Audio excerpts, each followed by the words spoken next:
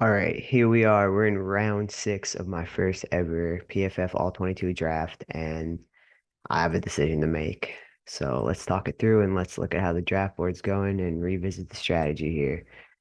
All right, so the biggest thing, if you've watched the other videos, definitely thought quarterbacks were just going to fly because of the way that they're weighted compared to other positions. It just having them not fly is really confusing. So we have folks like Kirk, Carr, Prescott, Ryan, Wentz, Murray, all these folks that have like high PFF grades and obviously high statistical impact on the team are just sitting there. All right. And if we look at the history here and what the league has done, um, we did a video last time about how this was such a reach for Lamar Jackson and why, so definitely go watch that. Don't pick Lamar here. But then we saw a lot of individual position players, like non-quarterbacks going, and obviously, other than Jalen, obviously they were for the most part all of the highest rated folks at their position, but it changed my whole strategy. I plan to do quarterback, edge, like get all the highest percentages done. Grab both my quarterbacks because I could grab both Mac and Tom Brady. And obviously, I'm going to take the number one PFF rated quarterback in Tom Brady and the future number one PFF rated quarterback in Mac Jones. I'm obviously going to do that. And then, round three, I mean, we have tight ends going, folks, like tight ends that are only going to be 3.39%. Doesn't really matter if you have the number one tight end, if you have like the number seven quarterback. I mean, it's just blowing my mind, but it is forcing me to have to change my strategy a little bit. So now I have to make a decision, and here's the decision I'm facing. Okay. So I have my two edge players. I have DeMarcus Lawrence, who I feel really good about. He rates really high in PFF. I know there's some injury stuff there, but when he plays, he plays. And so I feel confident in the choice. I thought it over a lot. I took Devontae Adams. He's got Derek Carr. We saw Hunter Renfrow have an incredibly high PFF grade last year with Derek Carr. And obviously, Devontae, we know can do it. He's always scored really high, even though he had Aaron Rodgers and he doesn't. But Derek Carr can sustain a highly rated wide receiver. So I felt great about taking Devontae. And I took a second edge and Von Miller, another really consistently highly rated passer. That is, I mean, sorry, pass rusher, edge rusher. That I just got the really juicy contract. He's so consistent. He's got 6 years. I know the age. I kicked around so many different. I was like, should I just take Franklin Myers because of age? And then it's like, no, because Von Miller has proven it, and he's going to continue to prove it. He's got like 6 more years in the league at least. And I really like the defense he's coming in on. Now, I had Donovan Smith as my queued next. See, I don't get taking all these. Obviously, like these are good choices, but like also, JC Jackson's still sitting there. He's the highest rated PFF corner. Why are we, you know what I'm not saying like AJ Terrell for the age. Yeah, I love it. But I'm trying to understand other people's strategies in order to adjust my own. Now, I love this choice of Cam. Why would you take a guard when there's still tackle sitting there? So now I have to make a decision. Okay. And here's what I'm thinking. I want Bakhtiari. Okay, but I think other people are going to overlook him because of their people just won't do their research. This is what I'm noticing with this league. People aren't doing their research. That's what I'm noticing. He's got this low score because he missed so much time last year. He's gonna come back. He's gonna be 100% this year, and he's gonna freaking beast. The guy is historically the highest rated tackle. I mean, like, well, other than Trent Williams, obviously. He's up there. Okay, we know this. So Donovan Smith, sure, uh, but but it's Bakhtiari. Okay, and that time it seems really obvious. Smash that like button, right? I don't have a tackle yet. They are rated high. I need a starting tackle, but if I take one of these elite quarterbacks here, I want to, there are teams that still haven't taken their QB1. And what I want to do is I want to put him into a little tizzy, okay? Because that he's got a QB1, but no QB2. He's got a QB1, no QB2. He's got a QB1, no QB2. He's got a QB1, no QB2. He's got a QB one. We already went over this. This is a terrible choice. Um, he doesn't have a quarterback. I've got my quarterbacks, but Brady's going to retire next year, I'm and Max Jones is going to be fine. Let's be honest. He's got a QB one. Tannehill. Stafford. Russ, which I love. No QB. So what I kind of want to do. It's gonna be this is gonna sound so weird because you look at my team and you go, dude, you have two quarterbacks already. I got my two edge. I got my wide receiver one. I should take Bakhtiari, but I think people are gonna forget about him and not take him. And if I take Dak or Kyler, I can set off a chain reaction of folks going, "Oh shit, I have to take a quarterback now," because people are already taking, twos and threes and stuff, and just positional weight wise, this they should have already taken these guys. Like if I'm looking at my draft board, I'm like, yeah, I have the need filled, but like look at this talent sitting right there.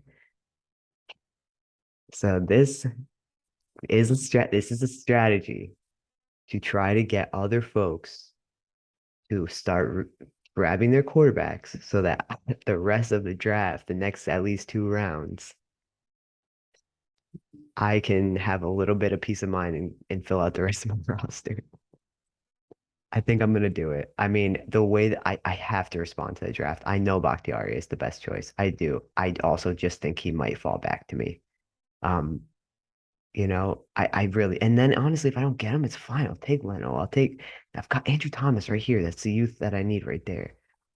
So I have to choose now between Dak and Kyler. Um, real close. And if I just take for age, if I take Kyler, I expressed in one of my earlier videos. I mean, this would have been round two or three, so it's a little bit different. I expressed in one of my earlier videos, Kyler, the studying thing does like legitimately worry me. He's a little bit of like a baby, with his attitude. Just kind of like, man, I'm Kyler. And I get it, he's really good, but also it's like, dude, come on. Like you have to be a leader. You're kind of a little bit he's a little bit of a bitch. That's what I'm trying to say.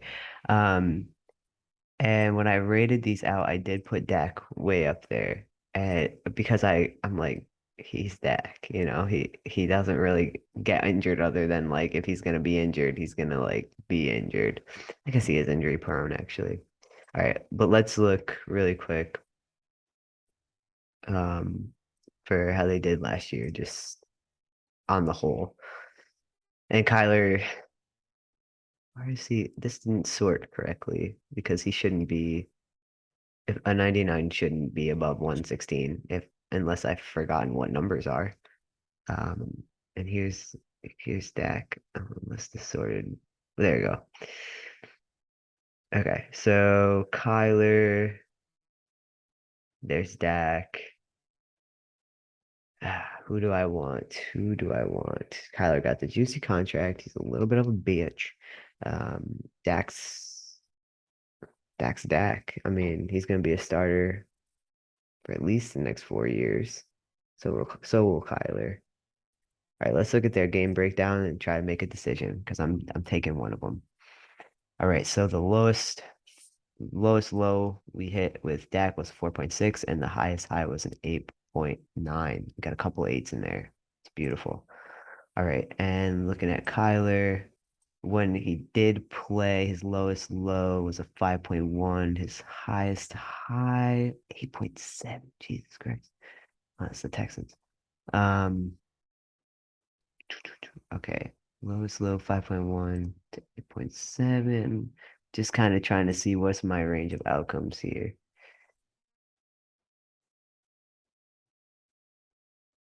All right. Do I go with the decision making issue with Dak or the little whiny bitchiness of Kyler? I really think I'm gonna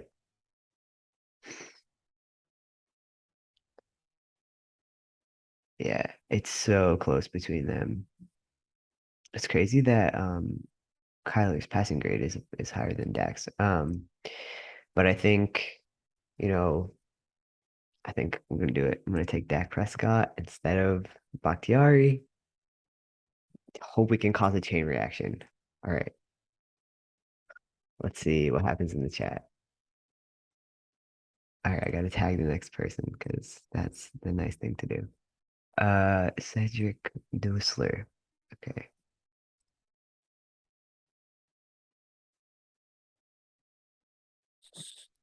Oh no.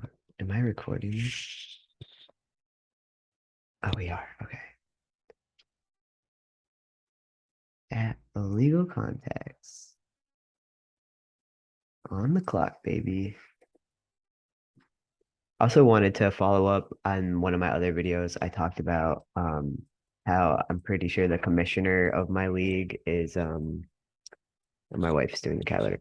The commissioner of oh man, I gotta pause this. As soon as I resume the recording, she starts scooping the litter again. Uh I literally waited it out and everything. All right. This is reading back through this is cracking me up. I feel like those non-QB guys are all just waiting for one another to finally bite the bullet and pick one. And then a guy who has Rodgers was like, I should just take Kyler, right?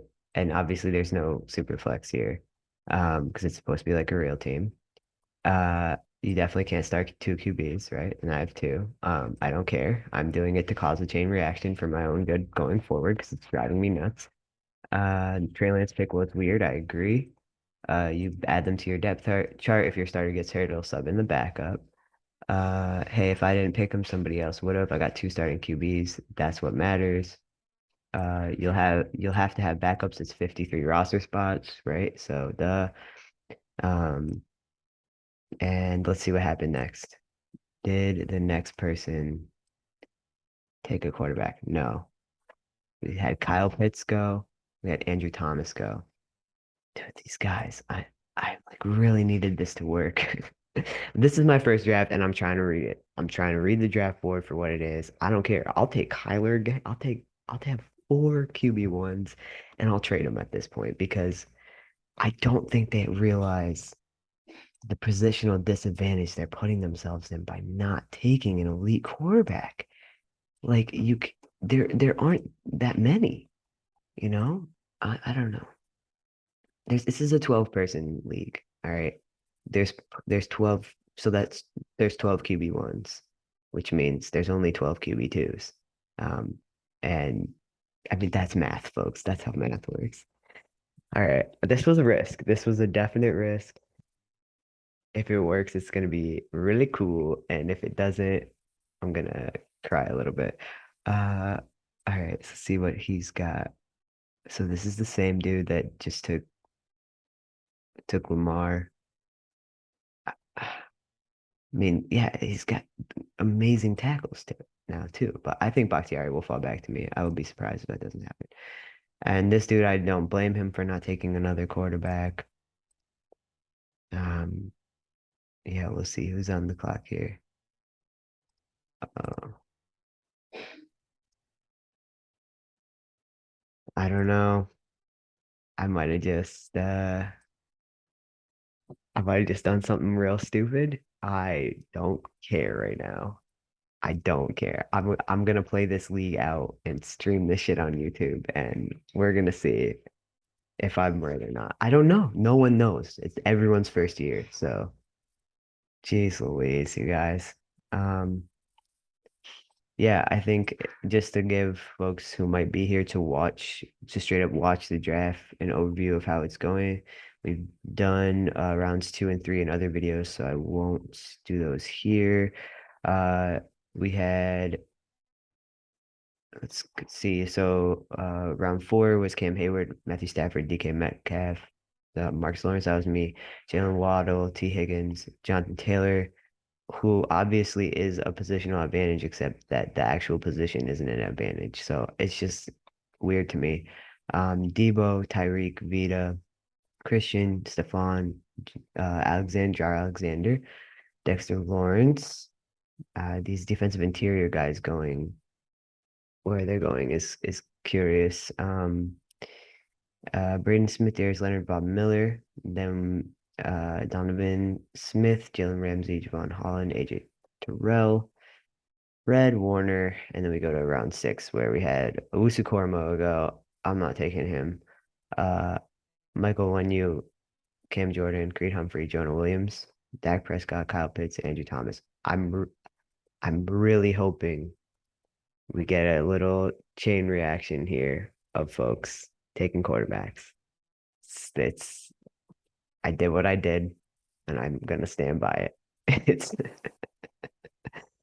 I mean, I can't take another quarterback. Like it can't happen now. Like there's no room for that now. Um, but I'll tell you what, next year, as I'm planning, I mean, hopefully this goes well this year because this is going to be a dope dynasty. You know, even if Mac Jones doesn't work out, I still have Dak. So I probably should take Kyler. I would feel a little better about it. All right. I don't know, dude. We'll see how this goes. See if anyone said anything yet. No, no one said anything about me having three quarterbacks on my team. I'm so stupid. Oh my God. All right. I don't know. I don't know.